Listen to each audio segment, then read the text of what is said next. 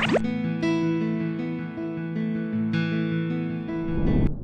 and welcome to the Habit Coach podcast. I am Ashdin Doctor, your habit coach, and today we have part two of our discussion on positivity and comfort zones. And we have a fascinating discussion, especially on comfort zones and how to rethink them through. We have Kristen Butler who's going to join us. If you haven't heard part one, make sure you do go and listen to that because this is a continuation of that and it'll make sense in continuity. Enjoy. And do you have some favorite affirmations as well? Wow, I have so many affirmations. I think everything is always working out for me. That's in regards to life, but even simple ones like I am peaceful, I am kind, I am generous. It can be big and then it can also be very specific, like I just wrote a bestseller, like with my book. There's so many. And it doesn't have to be this like very specific routine. It's kind of acknowledging a thought you have about yourself or your life and then changing it to what you'd rather it be. And if it seems too far out there, bridging it to something that feels more normal. Like, for example, when I was at rock bottom, I was bankrupt. And it was, wow, that was a difficult place. And I wanted to save up more money. And I didn't say like I'm going to be a millionaire, like that didn't feel realistic, right? But I said, I have money in my savings. Little things about yourself and your life that feel like, hey, like I could get to that place, works. It's possible. I don't have to think, oh, I'm a billionaire, I'm a billionaire, I'm a Yeah, billionaire. But it is the stuff that your next step could be your affirmation, where your next exactly. goal is, right? Like from a zero bank balance to I have some savings. All right, my investments are full. It's that those steps that you have to take in order for the affirmations to work. Do Yeah, you you have have to do you have believe it for sure. sorry, do you have affirmation rules as well? Like, Hmm. I think I do have some guidelines that I share in mhm. my positivity journal, and I think the biggest takeaway though is that to make it feel real for you, because this isn't something that, I mean, no one else is watching. You can just do it yourself and choose statements or write statements that just feel like, hey, that could be my next step, that could be realistic.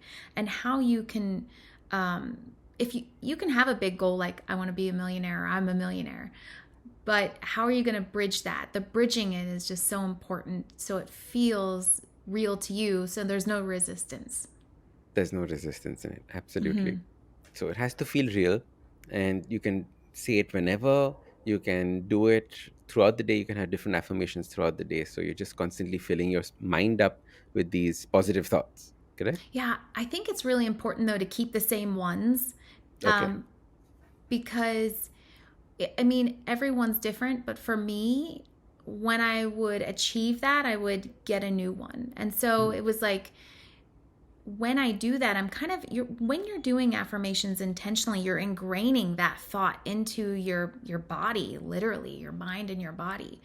And so your brain is looking for evidence in your environment for that. And so if you keep the same ones, I feel like that makes such a difference in it happening. If you're kind of like just kind of buzz through a different one every day, that can also have an impact. I'm not saying it doesn't, but it's more scatterbrained, I think, in a way. It could still work, but I think you're putting focusing your and being super positivity, you're putting your intentional. energy in too many different places. Yeah, exactly. And so if you're really focused in one area, you'll see it transform. I think sometimes people give up on affirmations too quickly because it's not happening, but they might not be having, a specific practice or keeping those same ones so that they can actually really see the results happen over time. Hmm. Very interesting. I like that. Be focused in your affirmations. Keep consistent in them because ultimately, I think affirmations are also habits. And I done an entire podcast on this where we were speaking about how be careful about the music that you listen to because when you repeat the lyrics over and over again, they're almost like affirmations right there. I love that. You're exactly right. In fact, I even really watch the music that I listen to and my children listen to because of that. And I even think about the type of music that people like, okay, where is their headspace with that, and music can help us in through dark times to kind of get those feelings out. But if we want to see forward progress, we definitely want to align with music that feels good and then is also positive as well. I agree. I completely agree with that. I've changed my music in that same way. I was going to ask you the same thing about your music during rock bottom versus now would be completely different, right? That you listen to. Wow, I think so. During that time, I think during darker times, I was listening to more and not to label a type of music that people are listening to, but definitely lyrics that are more focused on the pain elements and the problem and the hurt. And didn't realize that at that time I was just making that grow because I was just attaching to those feelings of the song. And music is so powerful. People use even like sing their affirmations or put music with their affirmations. There's a great app, I think it's called the Think Up app, and you can put music with your affirmations. So Oh, could you nice. imagine, Yeah. yeah, could you imagine if you are putting pain music that's kind of focused around the pain of what you're going through, No wonder you're going to over. go through it, right? It's absolutely Yeah, I love that. Yeah, so true. awesome. All right. Habit number 4. What do you think is your fourth favorite positivity habit?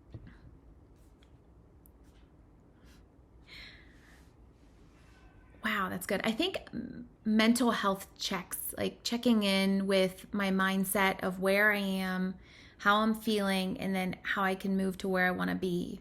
I know that sounds a bit odd, but checking in with ourselves, I think oftentimes we're just busy in our head and we're going through the day and the process of life and not stopping, breathing, thinking about how we're actually feeling in our body, and then catering to that. I can be very busy sometimes, and it wasn't until I started taking that time and doing that motion that I just talked about. And then I'm like, oh, wow, I do have a little bit of tension in my shoulders, or, I should go stretch, things like that, and checking in with ourselves. I think you're absolutely right because we're so outward focused in our days. Like even when you're scrolling on Instagram, right? It's outward focused. Pausing, looking back, and saying, "How am I doing? How am I feeling? What's going on? Am I fine? Is there anything that I need to do?" I think these checks really allow you to then make better choices in the terms of the actions that you take or the thoughts that you think post that. Yeah, I think if we all do a little bit more of that, we're going to feel better throughout our day for sure. And in the start, you said drinking water is a positivity habit. I, Yes. I I love that. Tell me a little bit more about that. How is that a positivity habit? Our body runs on water, right? I mean, I think what's the statistics about the dehydration in this country? So many of the Oh, everyone. problems, yeah, so many of the problems are really just because we need to drink more water. I know I personally feel so much better when I'm drinking, more water. Our systems are moving better, our brain is more coherent.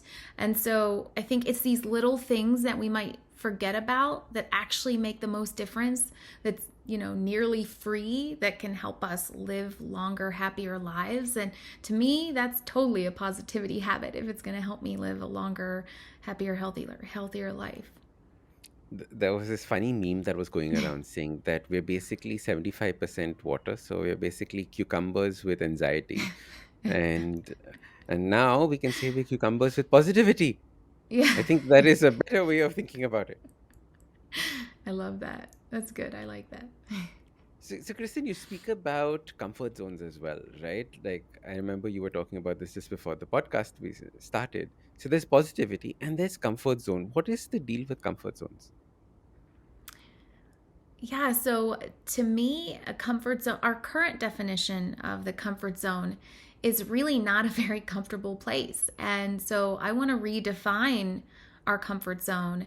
And my advice actually is to start thriving in your comfort zone, because comfort should be a comfortable place.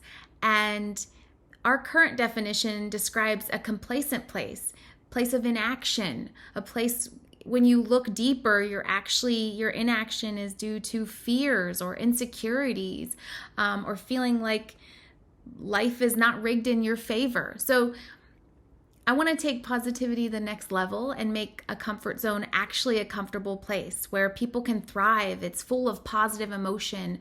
There's growth and there's flow, and it's a place that we don't shame ourselves to be. We're working every day to eventually be comfortable, and yet we shame ourselves for comfort and being in a comfort zone. It just seems, it doesn't seem like a great strategy to live a fulfilling life. So, I love this thought of complacent zone versus comfort zone, right? The two are completely different, especially in the words. Complacency is that, oh, I've just given up. Oh, I'm just happy with the way that life is. Nothing needs to change. It's all cool. Comfort is cozy, right? Comfort is a hot chocolate. Comfort is, a nice book like what you have snuggled up on a sofa reading it. Those are happy moments. Why are we thinking happy moments are bad? Like you said, we're shaming ourselves into this. And I think that this is such a powerful thing. It's an aha moment for me because I just wrote a book, and in that we spoke about comfort zones and how, this whole idea of breaking out of your comfort zone every day is a terrible idea because that's just too traumatizing for you or your mind or your body to do. We have to stretch our comfort zones. And I love this thought. It's actually the complacency zone that is the negative place, not necessarily the comfort zone that's the negative place. yes, when I was at rock bottom, I was in what I call in my book the complacent zone because I was ridden with fear, anxiety. I was having panic attacks in this place. I wanted to give up. And so this certainly is not a comfort zone. And the current comfort zone that society talks about is kind of this place. And we need to just redefine what that really is so that we can help people know where they are so they can get to where they're going. And it doesn't have to be through force and stepping out of your power and hustling and burning yourself out. There's better ways to do it, more sustainable ways. Can you expand a little bit on that? What are the ways in which that you would typically guide people to either step out of the complacency zone, expand the comfort zone? In my book, I don't talk a lot about habits because I think everyone's different. There's some habits in there, but we want to use our emotions as our guidance system.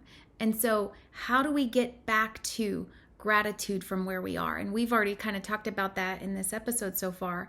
And when we prioritize what feels good. So, when I was at a rock bottom place, instead of focusing on how much more work can I do and value can I put to that, I thought about how can I care for myself? How can I have fun today? What can I do to help someone else?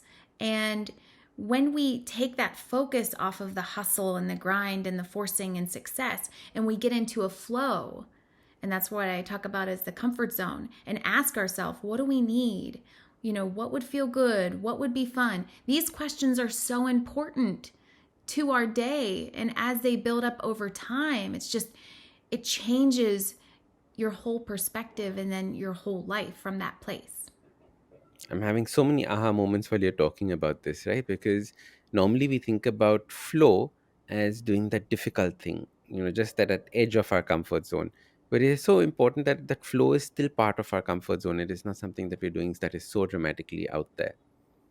To me, the flow state is like when an athlete's on the court, like basketball court, and they're scoring points, they're feeling good, and everyone says like he's in the zone. That saying of being in the zone.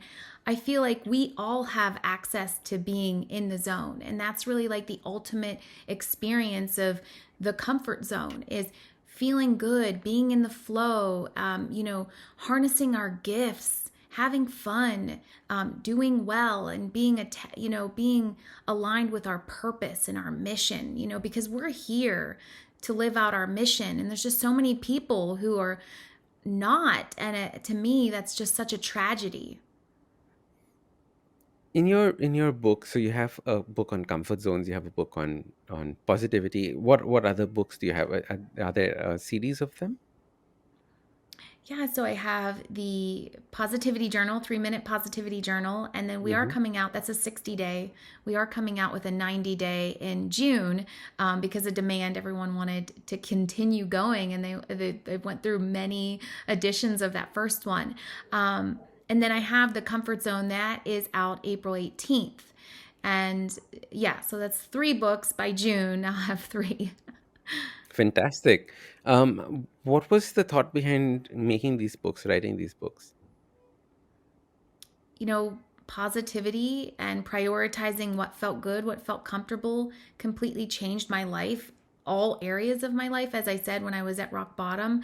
And I'm just a person like anyone else. If this helped me, it's going to help someone else. And there's just so much stress in the world, so much negativity, and it doesn't have to be this way. If we can all intentionally change our mindset and our habits, we can really change our world. So I wrote these books because it's what the world needs today. There's just so much out there that's harmful to our minds and our bodies, and we need that positive momentum. And you like the workbook format of sitting down and daily filling up the books and the pages, etc. Yeah, with the journal, I think it's important that we get off of our phones. We're all on our phones so much of the day and on our computers. And taking the time out, even research says that there is this chemistry that happens when we're writing down our goals, writing down what we're grateful for, and just doing a bit of journaling. It's just very powerful in moving us out of a stuck place.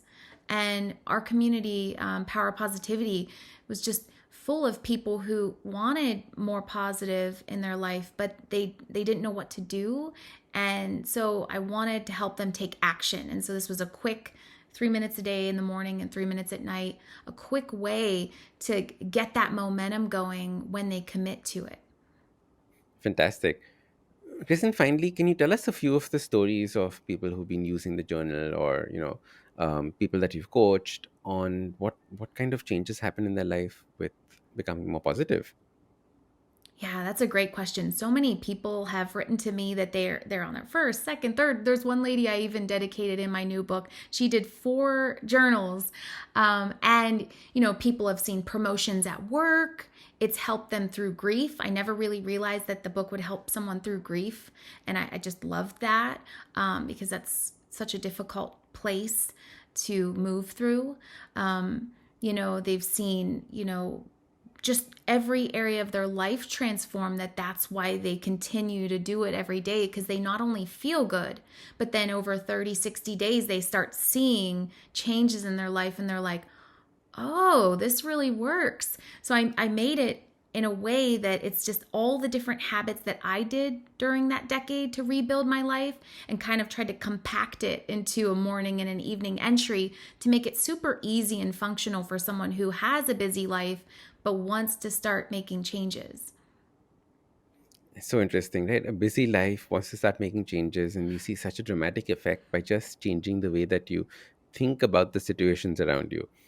Chances are the situations haven't changed, they're the same, but it's just that your perception about them changes when you think about positivity in this format. Yes, Kristen, absolutely. um, I absolutely love talking to you. How can people get in touch with you? How can people, be a part of all this amazing stuff that you're doing? Yeah, thank you. I just launched my new website, positivekristen.com, so you can connect with my socials on there. I even have a quiz to find out if you're in your comfort zone, or if you're in your complacent zone, or also the survival zone I talk about. So, 3 zones of living. You can go take the free quiz, What check are it the out, three and see zones? where you are. There's complacency zone, then Yeah, comfort zone, complacent zone, comfort zone, mm, and survival zone. So I think that's survival like the zone. hustle. The hustle culture Hmm. is the survival zone, and I was in all 3 of them. And I think a lot of us are at one time in our life, or in all 3. So you can go take the quiz, add me on socials, all of that fun stuff.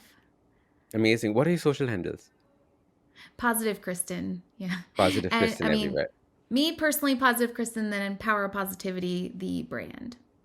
Lovely. Thank you so much for joining and being part of the Habit Coach podcast. Yeah, thank you so much for having me. It's been great.